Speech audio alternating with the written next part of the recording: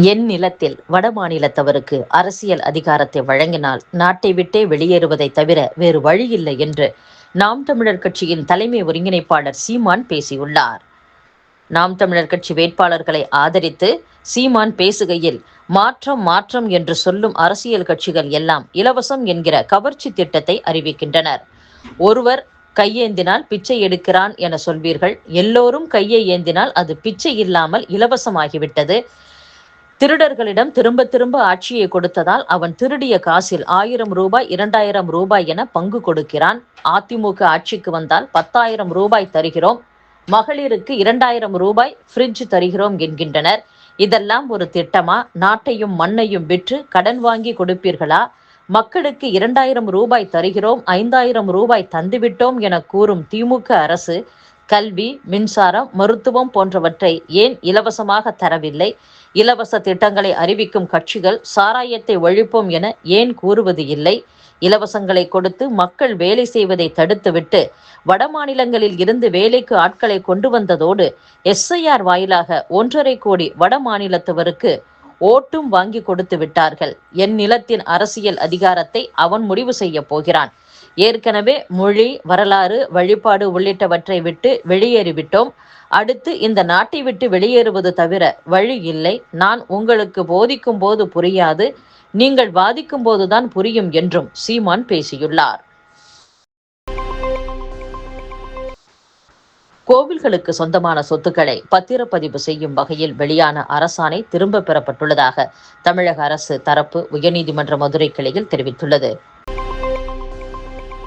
தமிழகத்தில் PNG எனப்படும் குழாய் வழி இயற்கை எரிவாயு இணைப்புகளை பெற ஆர்வமுள்ள வணிக மற்றும் தொழில்துறை LPG நுகர்வோர் நகர எரிவாயு விநியோக நிறுவனங்களை தொடர்பு கொள்ளலாம் என்று தமிழக அரசின் தொழில்துறை செயலர் அருண் ராய் தெரிவித்துள்ளார்.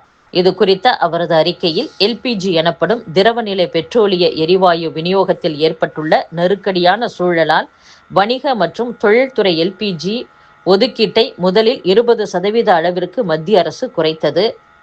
தற்போது சில நிபந்தனைகளுக்கு உட்பட்டு 50% உயர்த்தியுள்ளது. இந்த ஒதுக்கீட்டில் LPG ஒதுக்கீடு பெற அனைத்து வணிக மற்றும் தொழில்துறை LPG நுகர்வோர் சம்பந்தப்பட்ட எண்ணெய் நிறுவனங்களிடம் பதிவு செய்து கொள்ள வேண்டும். மேலும் தங்கள் மாவட்டங்களில் உள்ள நகர எரிவாயு விநியோக நிறுவனங்களிடம் PNG எனப்படும் குழாய் வழி இயற்கை எரிவாயு இணைப்புக்கு விண்ணப்பிக்க வேண்டும். PNG இணைப்புகளை பெற ஆர்வமுள்ள வணிக மற்றும் தொழில்துறை LPG நுகர்வோர் நகர எரிவாயு விநியோக நிறுவனங்களை தொடர்பு கொள்ளலாம். மேலும் விவரங்களுக்கு நகர எரிவாயு விநியோக நிறுவனங்களின் மாநில அளவிலான ஒருங்கிணைப்பாளர் பிரசாத்தை 6354697442 என்ற மொபைல் போன் எண்ணில் தொடர்பு கொள்ளலாம் என்று கூறப்பட்டுள்ளது. தர்மபுரி சட்டசபை தொகுதியில் தேமுதிகவிற்கு ஓட்டு சதவீதமே இல்லை என்று முதலமைச்சர் ஸ்டாலினிடம் திமுக நிர்வாகிகள் உடைத்துள்ளனர். கடந்த 20ஆம் தேதி நடந்த நேர்காணலில் தர்மபுரி தொகுதியில் கடந்த தேர்தலில் திமுக தோல்விக்கான காரணம் குறித்து முதலமைச்சர் கேட்டார்.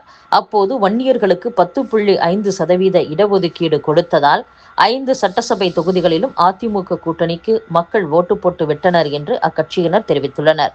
தொடர்ந்து தர்மபுரி சட்டசபை தொகுதியில் தேமுதிகவிற்கு எந்த அளவிற்கு மக்களிடம் ஆதரவு உள்ளது என்று முதலமைச்சர் கேட்டுள்ளார். அதற்கு திமுக நிர்வாகிகள், தேமுதிகவிற்கு தர்மபுரி தொகுதியில் 5000 முதல் 7000 ஓட்டுகள் தான் உள்ளன. நம் தயவில் தான் அக்கட்சி வெற்றி பெற வேண்டும். அதற்கு நாமே நின்று வென்று விடலாம் என்று தெரிவித்துள்ளனர். ஆனால் தொகுதியில் கட்சியின் நிலவரம் கவலைக்கிடமாக உள்ளதாகவும் கவலை தெரிவித்துள்ளனர். மதுரை மாவட்டம் திருப்பரங்குன்றம் தொகுதியை கேட்டு பாஜக அடம் பிடிக்க இது எங்கள் கோட்டை விட்டுக் கொடுக்க முடியாது என்று அதிமுக உறுதியாக இருந்து மீண்டும் ராஜன் செல்லப்பாவை வேட்பாளராக களம் இறக்கியுள்ளது. திருப்பரங்குன்றம் மலை தீபத்தூண் விவகாரத்தில் பாஜகவுக்கு இந்துக்கள் மத்தியில் நல்ல வரவேற்பு கிடைத்தது. இந்த வரவேற்பை ஓட்டுகளாக மாற்ற திட்டமிட்ட அக்கட்சி திருப்பரங்குன்றம் தொகுதியை பாஜகவுக்கு ஒதுக்க எடப்பாடி பழனிசாமி தயங்கினார். அதே சமயம் மதுரை தெற்கு தொகுதியை ஒதுக்க முன்வந்தார். தெற்கு தொகுதியில் ஏற்கனவே அதிமுகவை சேர்ந்த SR Radha, OS Amarnath, SS Saravanan MLA-க்களாக இருந்த போதிலும் அவர்கள் சௌராஷ்டிர சமூகத்தைச் சேர்ந்தவர்கள். இத்தொகுதியில் சௌராஷ்டிர சமூகத்தினர் அதிகம் உள்ளதாலும் இவர்களில் பெரும்பாலானோர் இந்து அமைப்புகள் பாஜக ஆதரவாளர்களாக இருப்பதாலும் பழனிசாமி அந்த தொகுதியை விட்டுக் கொடுக்க முன்வந்துள்ளதாக கூறப்படுகிறது. முந்தைய தேர்தல்களுடன் ஒப்பிடும்போது 1991 முதல் திருப்பரங்குன்றம் அதிமுக கோட்டையாகவே இருந்து வருகிறது. 2011 முதல் சீனிவாசன், போஸ் என தொடர்ந்து அதிமுக எம்எல்ஏக்களாக இருந்தனர். இந்த தொகுதியின் கீழ்தான் எய்ம்ஸ் மருத்துவமனை, சர்வதேச விமான நிலையம் உள்ளன.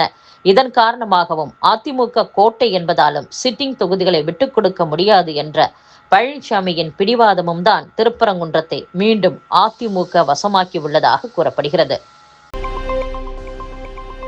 இந்தியா இப்போது சீர்திருத்த பாதையில் வேகமாக முன்னேறி வருகிறது. சீர்திருத்தங்கள் உறுதியுடனும் தெளிவுடனும் தொடர்ந்து நடைபெற்று வருகின்றன என்று மத்திய நிதியமைச்சர் நிர்மலா சீதாராமன் மக்களவையில் தெரிவித்துள்ளார். மேற்கு வங்க மாநிலத்தில் வாக்காளர் பட்டியல் சிறப்பு தீவிர திருத்தத்தை தொடர்ந்து மறு ஆய்வு பட்டியலில் இருந்து 13 லட்சம் பேர் நீக்கப்பட்டுள்ளனர். இதையடுத்து மாநில வாக்காளர் பட்டியலில் இருந்து நீக்கப்பட்டவர்களின் மொத்த எண்ணிக்கை 76 லட்சத்தை எட்டியுள்ளது.